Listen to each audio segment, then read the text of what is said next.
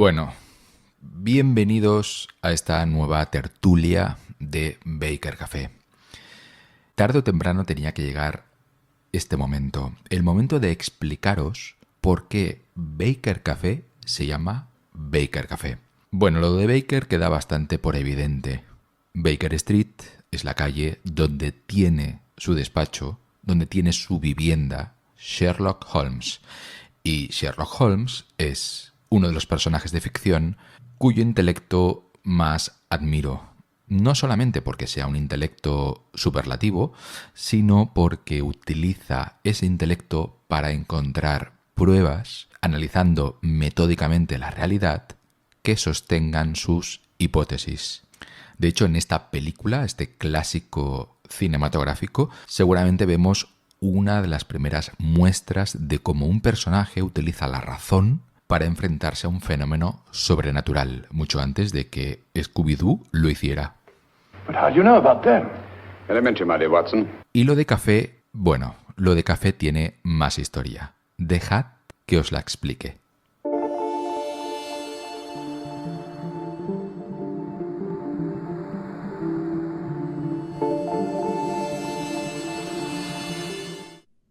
Quienes sois aficionados a la saga de Mundo Disco de Terry Pratchett, seguramente conocéis la Universidad Invisible, una institución de hechiceros viejos, tradicionalistas, refractarios a los avances del mundo y, sobre todo, celosos de sus conocimientos. El acceso a su biblioteca está restringido. La naturaleza de las charlas entre magos es ignorada por el conjunto de los habitantes de Ankh-Morpork. En definitiva, la Universidad Invisible no deja de ser una sátira de la mayor parte de instituciones que, a lo largo de la historia, han acabalado conocimiento. Algo que, habida cuenta de cómo imparten clase determinados catedráticos de Historia del Derecho de la Universidad de Barcelona, parece que no ha evolucionado demasiado. En fin, dispensad que tenía que quitarme esta espinita. Sin embargo, a pesar de todo, con el transcurrir de los siglos, los muros que contienen el conocimiento se han ido rebajando paulatinamente, desde el desarrollo de la imprenta hasta el advenimiento de Internet. Y también se está instaurando al fin la idea de que los progresos en dicho conocimiento no se obtienen aislando a los genios en despachos o laboratorios, sino permitiendo que interactúen unas personas con otras y que los resultados se presenten a ojos de todos. Wikipedia es un buen ejemplo popular de esta tendencia. Esto lo es a nivel más profesional.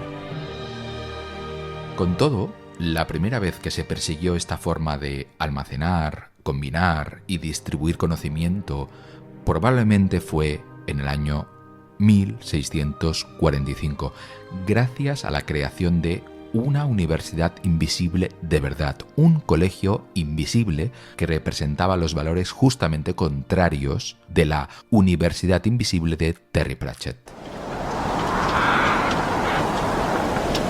Hacia principios del siglo XVII, los europeos que visitaban el mundo árabe comentaban la extendida popularidad de los cafés y su papel de lugares de encuentro y fuentes de noticias. William Bidulph, un viajero inglés, observó en 1609 que sus cafés son más comunes que las cervecerías en Inglaterra. Si se produce cualquier noticia, es allí donde se comenta.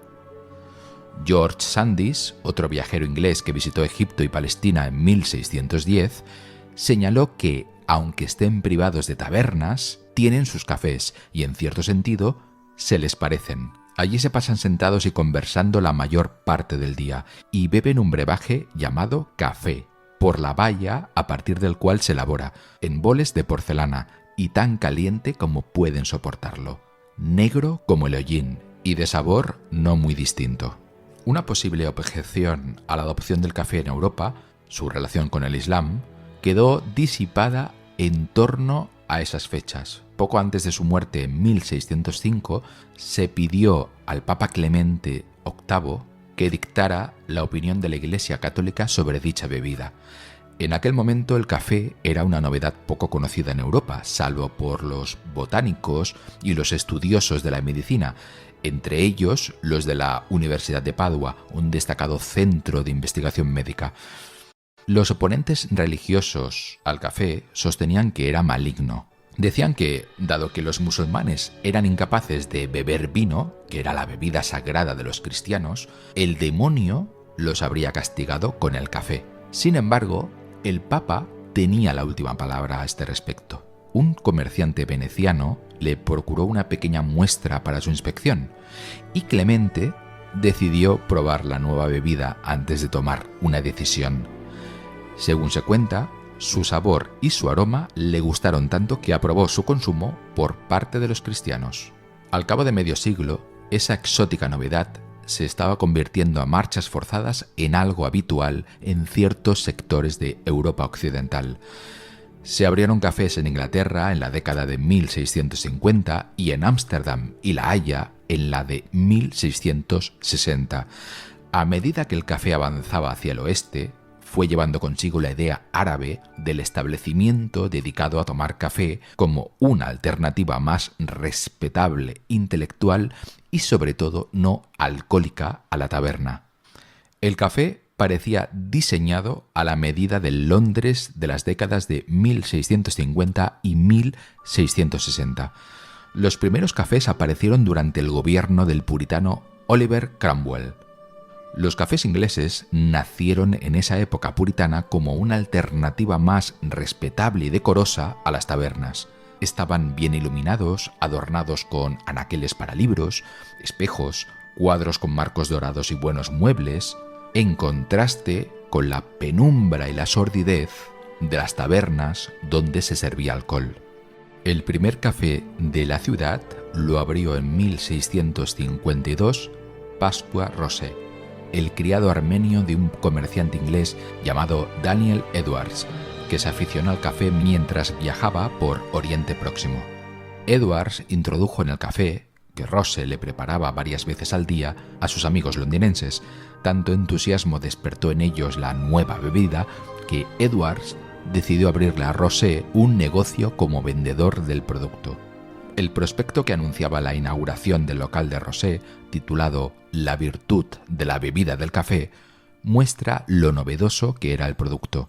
Gran parte del prospecto trataba de las supuestas cualidades medicinales del café.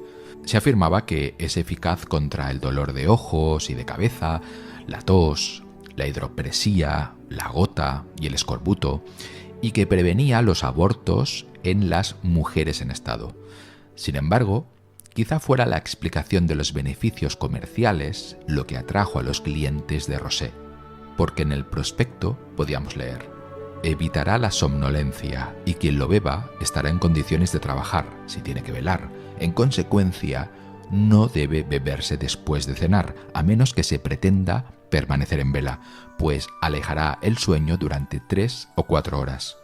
En fin, tal fue el éxito de Rosé que los taberneros locales protestaron ante el Lord Mayor con el argumento de que Rosé no tenía derecho a regentar un negocio que les hiciera la competencia, pues no era un hombre libre de la ciudad.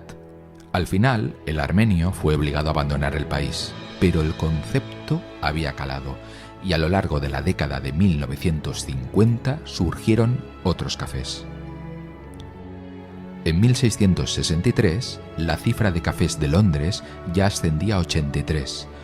Muchos de ellos resultaron destruidos en el gran incendio de Londres de 1666, pero en su lugar surgieron más aún, y hacia finales de siglo había centenares. Sin embargo, no todo el mundo estaba de acuerdo con el café. Además de los taberneros y vinateros, que tenían motivos comerciales para oponerse claramente al café, entre los enemigos de la bebida se contaban aquellos médicos que creían que el café era nocivo para la salud y los comentaristas que, haciéndose eco de las críticas árabes, se declaraban preocupados porque los cafés fomentaban la pérdida de tiempo y la charla trivial a expensas de actividades más importantes. Otros, sin embargo, ponían objeciones al mero sabor del café, que se desdeñaba como jarabe de hollín o esencia de zapato viejo, lo cual quizás tampoco estaba muy lejos de la verdad, porque el café, al igual que la cerveza, tenía que tributar por galones, lo que significaba que debía estar hecho por adelantado. Así que era normal que se hirviera el café frío de un barril antes de servirlo, lo cual no contribuía mucho a que tuviese un buen sabor.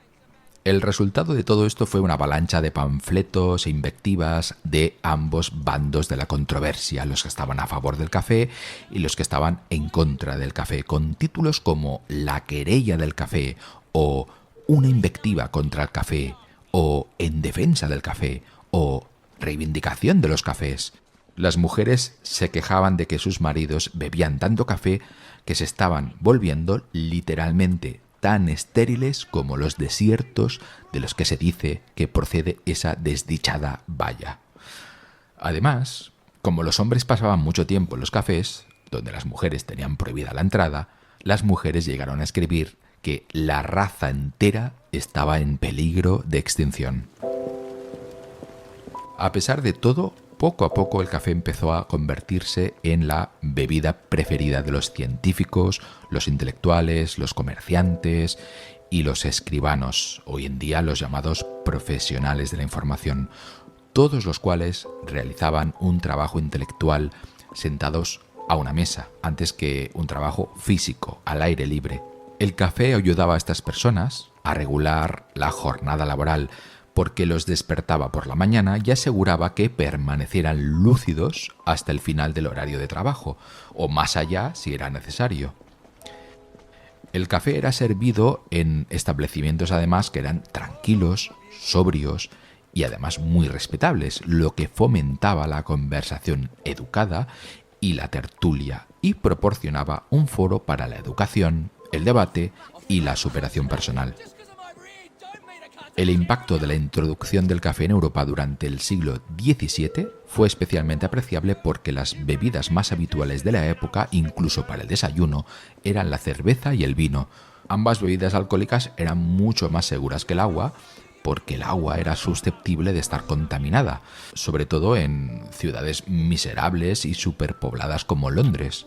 Pero el café, como la cerveza, se elaboraba con agua hirviendo y por lo tanto ofrecía una alternativa nueva y segura a las bebidas alcohólicas.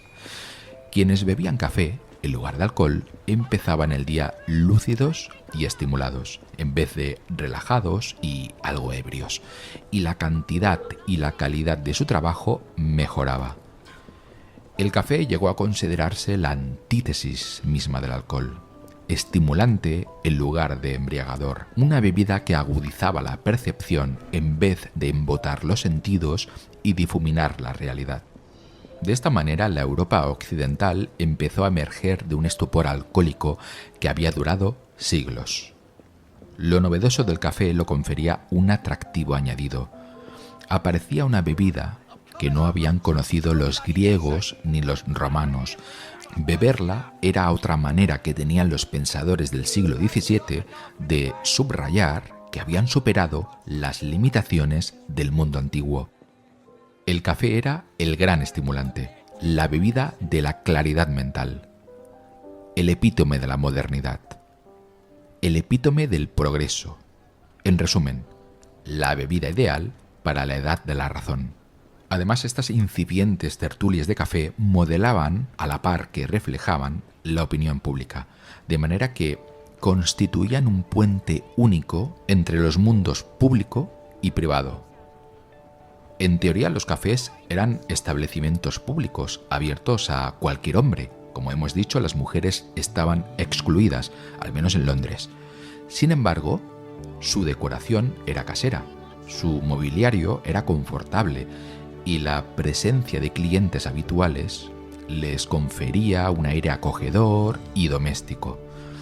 Se esperaba que los clientes respetaran ciertas reglas que no regían en el mundo exterior.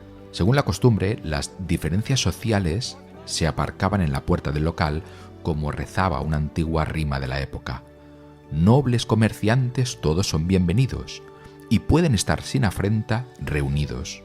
La práctica relacionada con el alcohol de brindar a la salud de otras personas estaba terminantemente prohibida, y cualquiera que incitara a una pelea debía disculparse invitando a un bol de café a todos los presentes. Ya veis que las cafeterías se habían convertido en un lugar único, en una especie de mundo paralelo.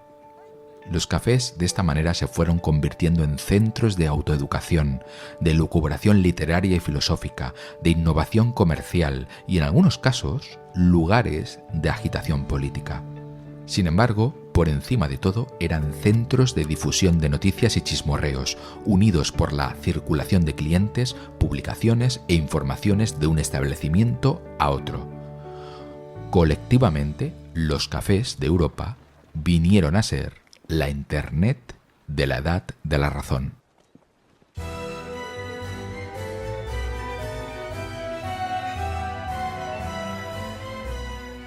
Como hemos visto, si el primer café de Londres se abrió en 1652, el primer café de Europa Occidental abrió 2 años antes, en 1650, y lo hizo en una ciudad universitaria, Oxford.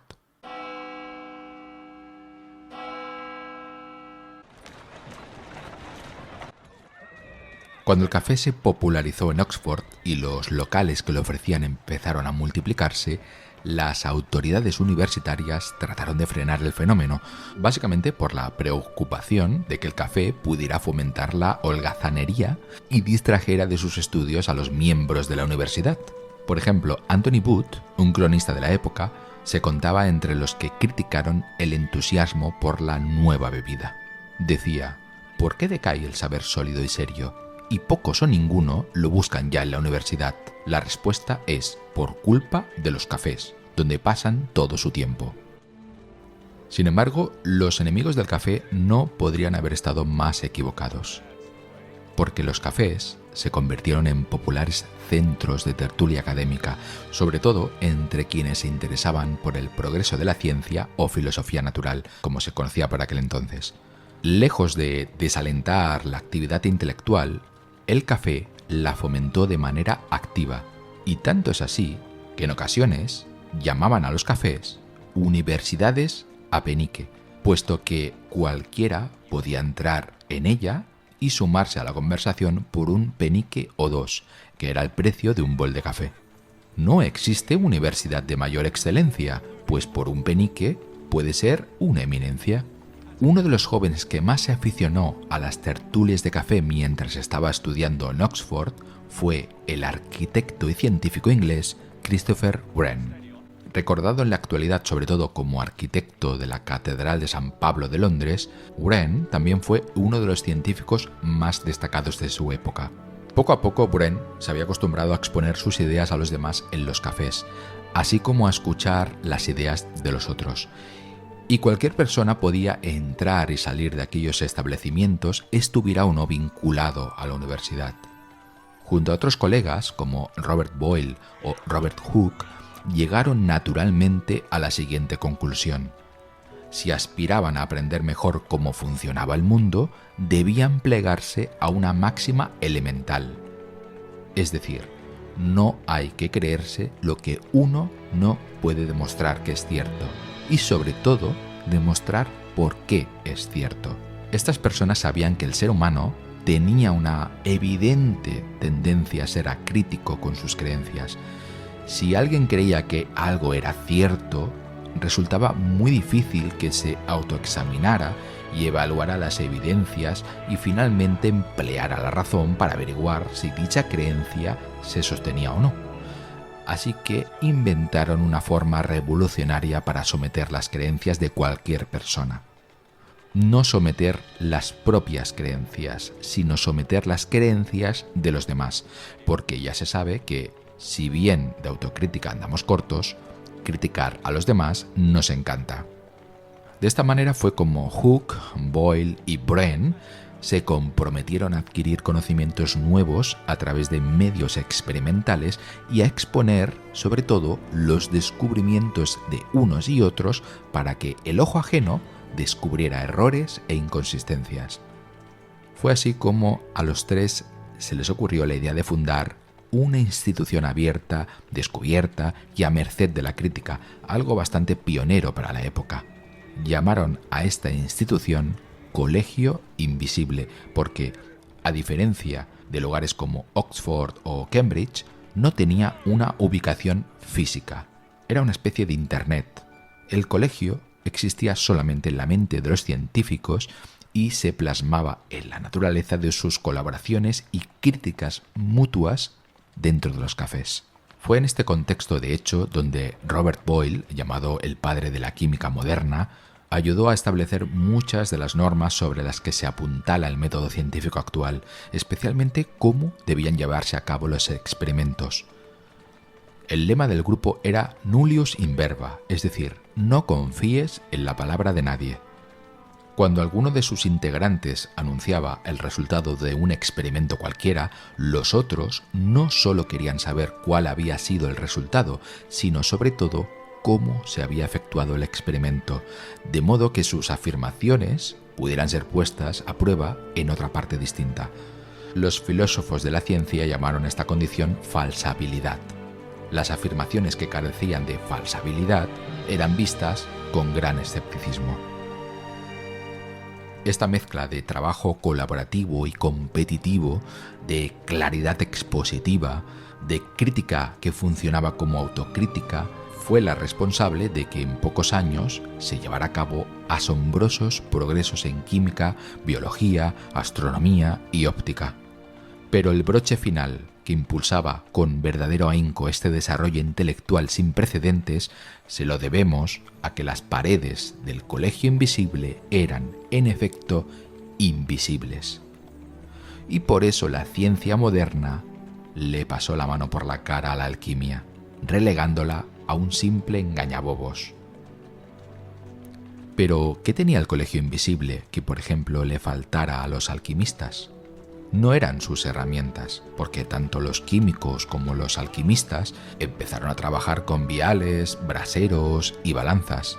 El problema de los alquimistas es que generalmente trabajaban solos, que sus métodos y sus resultados eran secretos y rara vez acompañaban sus afirmaciones con algo que pudiéramos reconocer hoy como documentación y mucho menos evidencia. Los métodos alquímicos fueron acumulados en lugar de compartidos. Pasaron de maestros a aprendices, y cuando los alquimistas describieron sus experimentos, las descripciones fueron incompletas y vagas. Los libros de los alquimistas generalmente eran herméticos, como si fueran acertijos, pero si lograbas descifrar las palabras y los términos, al final descubrías que debajo de todo eso solo había especulación y simpleza. En contraposición, la gran ventaja que tenían los miembros del Colegio Invisible con respecto a los alquimistas es que se tenían los unos a los otros. De esta manera, el Colegio Invisible acabó siendo tan importante para el desarrollo de la ciencia británica que sus integrantes formaron el núcleo de la actual Royal Society, una organización mucho menos invisible, constituida en 1662 y que todavía sigue activo hoy en día. Y esto es Baker Café, la tradición escrutadora de Sherlock Holmes junto al café, al establecimiento del café como lugar donde se estableció el método científico. Baker Café es un lugar que trata de homenajear así el espíritu del Colegio Invisible, un lugar que simboliza la relación del café con la innovación, la razón y el trabajo en red. Un lugar para compartir tertulias, alimentando el sistema nervioso central con cafeína. Un lugar sin muros, abierto a todo el mundo, menos a los alquimistas, que hablaban de una forma tan ininteligible y críptica como vacía. Un lugar donde importan más los razonamientos y las pruebas que los títulos académicos o las afirmaciones vertidas por autoridades. Un lugar colaborativo donde lo más valioso, además del café, es que nos tenemos los unos a los otros. Bienvenidos a Baker Café.